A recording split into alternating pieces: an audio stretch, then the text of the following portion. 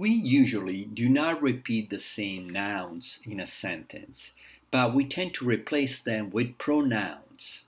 The word pronoun means instead of a noun. For example, you do not say, I invite my friends, I invite my friends for dinner. But you replace my friends in the second sentence with them. So, I invite my friends, I invite them for dinner. Them is the pronoun that replaces the noun my friends or the phrase my friends. Pronouns can have several functions. For example, you have already learned the subject pronouns, io, tu, lui, lei, and so on. You have learned the reflexive pronouns, me, ti, si, and so on. Now you're learning the direct object pronouns, those pronouns that replace the direct object nouns. Let me explain what direct object means. Let's use the same sentence. I invite my friends. My friends is a direct object because answer the question who. For example, if I say I invite and then I don't complete the sentence, you would ask me who? Who do you invite? So, my friends, that is the answer of that question, answer the question who. So it is a direct object because not answer the question where, when, why, with, who, but answer the question who. So remember, every time you have a noun or a phrase, like in this case, my friends, answering the question who, you have a direct object. Another example, I eat pizza. Now, pizza is a direct object because answers the question what. In fact, if I say I eat and then I stop, I don't complete my sentence, you would probably ask me, what? What do you eat? And so the answer is pizza. So pizza answers the question what and not where, when, why, and so on. So those nouns that answer the question who or what are called direct object. And now the pronouns that replace them. So the pronouns that replace the direct objects are direct object pronouns. So let's use the two sentences. I invite my friends. I invite them. My friends is the direct object. Them is the direct object pronoun. I eat pizza. I eat it. Pizza is the direct object. It is the direct object pronoun. The same thing happens in Italian. Nouns that answer the question chi equal who or che cosa equal what are direct objects. So the pronouns that replace them are direct object pronouns. Let's translate the two sentences into Italian. Io invito i miei amici. Equal, I invite my friends. Now, I want to replace the direct object, my friends, so i miei amici, and in Italian, the equivalent of them, and then we will see them, all of them, is li. So it will be io li invito. As you can notice, the pronoun li is placed in front of the verb in Italian. Li invito. So li comes first and invito after. Not like in English where you have first invite and then you have them. Keep in mind this. Let's take the second example. I eat pizza. In Italian is io mangio la pizza.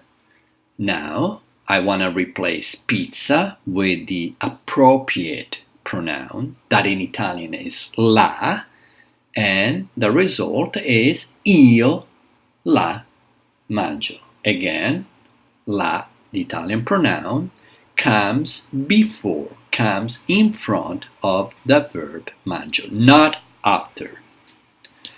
There are direct object pronouns for all persons, and so things, animals. Let me give you them, working with examples. Do you see me? Now, in a sentence like this, which one is the direct object pronoun? Is me, because answer the question, who? In Italian, it's exactly the same thing. Do you see me in Italian is mi vedi? So, mi is the direct object pronoun that translates me in English. They have almost the same sound, but they are written in two different ways. Mi vedi, mi is the pronoun for me English. And again, it comes before the verb. I see you. Another example. I see you. Now, you in this case is the direct object pronoun because answer the question, who do you see? You. And the equivalent of you as a direct object pronoun in Italian is ti. So, ti vedo. Again, ti is placed in front of the verb, not after. Let's go ahead. I see him, lo vedo, because lo is the equivalent of him, direct object pronoun. I see her, la vedo, because la is the equivalent of her, direct object pronoun. But lo and la, both of them, work also for object, things. So they can also replace the English it. For example, I eat gelato. In English you say I eat it. In Italian I can replace gelato with the pronoun lo, since gelato is masculine and singular. So lo is equal it if it replaces a masculine and singular Italian noun. So instead of I eat it in Italian, you write lo mangio. Again, lo is in front of the verb. Now let's see what happened when it replaces a noun that in Italian is feminine and singular. I eat pizza. I eat it. So in Italian, in this case, since pizza is feminine and is singular, you must use la. So it would be la mangio. Again, you put la in front of the verb. Let's go ahead. Do you see us? Who? Has. So us is the direct object pronoun. In this case, Italian, the equivalent of us in Italian is ci. So it would be ci vedi? Do you see us? Ci vedi? And ci goes in front of the verb. I see you. This is another example. So I see you, you all, better, meaning you plural.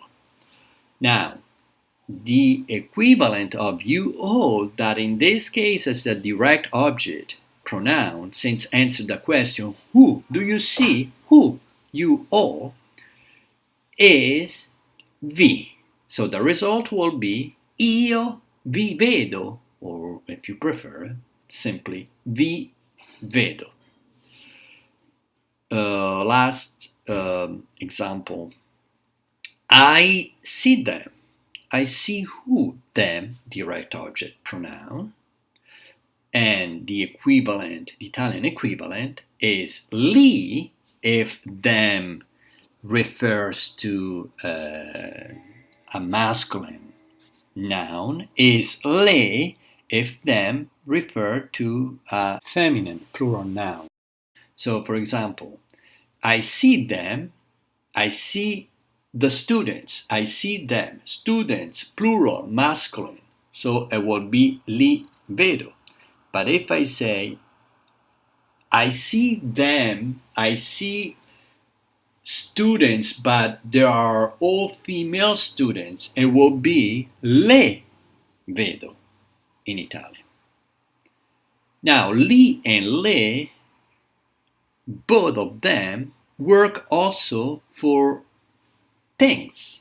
So they can also replace nouns such as books, cars, etc. For example, in the sentence, I eat spaghetti, I eat them is equal li, because spaghetti is plural and masculine. So li works for people, masculine and plural, people, persons, but also for objects that are masculine and plural, as well as le works for female persons, plural, but also with feminine plural noun. For example, I eat strawberries, in Italian is io mangio le fragole, I eat them becomes io le mangio, because fragole is plural and feminine. The pronoun lo, like its English equivalent it, can also replace an entire sentence. For example, if we take a short dialogue like this, question, sai che studio italiano? Do you know that I'm studying Italian? The answer, sì, lo so. Yes, I know it. As you can see, the pronoun replaces here the entire phrase che studio italiano. So, lo equal che studio italiano, like it equal that I'm studying Italian.